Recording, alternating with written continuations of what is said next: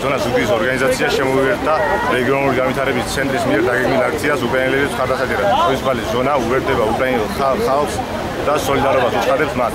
Почему ради педагоги პროფესიით? ჩემი დღეს აქ მოსვლის მიზეზი გახლავთ ის რომ მე როგორც ყოფილი სტუდენტი კიევის სახელმწიფო უცხოენების ინსტიტუტის ვაფიქსირებ ჩემს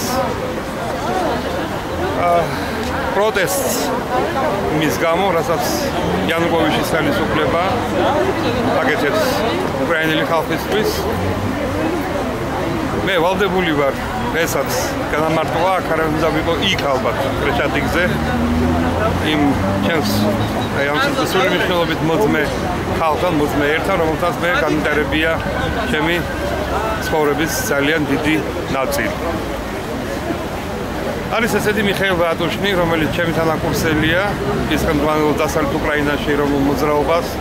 ეს მისი ბედი მე ჩემთვის ფაქტიურად გაურკვეველია, მაგრამ მე ვიცი რომ დღეს ის თუ კიევში არ გახლავთ იმ ცენტრალურ მაიდანზე, ის აუცილებლად თავის ეგრეთ წოდებულ ობლასტში აუცილებლად იქნება იმ მომიტინგეთა და იმ ხალხის გვერდით, რომლებსაც სურს უკრაინელი ერის თავისუფლება.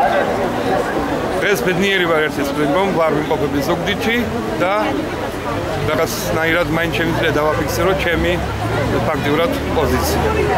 მადლობელი ვარ ამ მერის იმისათვის რომ მე მივიღე განათლება, მაგრამ კიდევ უფრო მეტად მახსენდება ის წლები, როდესაც ჩვენს ქვეყანას უჭირდა ჩვენს პრეზიდენტს, ის იყო ჩვენი ქვეყნის გვერდით იმ აბედითობის ჟამს აგვისტოს მოვლენებს გულისხმობ და უკრაინის მაშინდელ პრეზიდენტს არც ერთი წუთით არ დაზარებია საქართველოს ჩამოსვლა, კიდევ უფრო მეტი სიცოცხლის რისკის ფასად ის დადგა ჩვენს გვერდით, მან დაიცვა ჩვენი ქვეყნის დამოუკიდებლობა და მან დაგვიცვა ფაქტიურად მისი ძალით, დიდი გულისხმებით რუსული ოკუპაციისაგან. აბა იგივეს უსურვებ ჩვენს მოძმე უკრაინელ ერს განთავისუფლებას და იმ დიდი წნეხისაგან, რომელსაც განიცდის. მე არ მგონია რომ იანუკოვიჩი განიცდის რაიმე წნეხს, აბსოლუტურად ეს მისი ფაქტიურად ვალია, მან რუსეთმა მიტომ მოიყვანა ეს ხელისუფლება და სოფლიოსაც ცნობილია გამარტო ჩვენთვის და რა ვიცი, მე უერთდები იმ დიდ მასას, რომელსაც სურს უკრაინელების დამოუკიდებლობა. მათი დამოუკიდებლობა ჩვენი დამოუკიდებლობაა.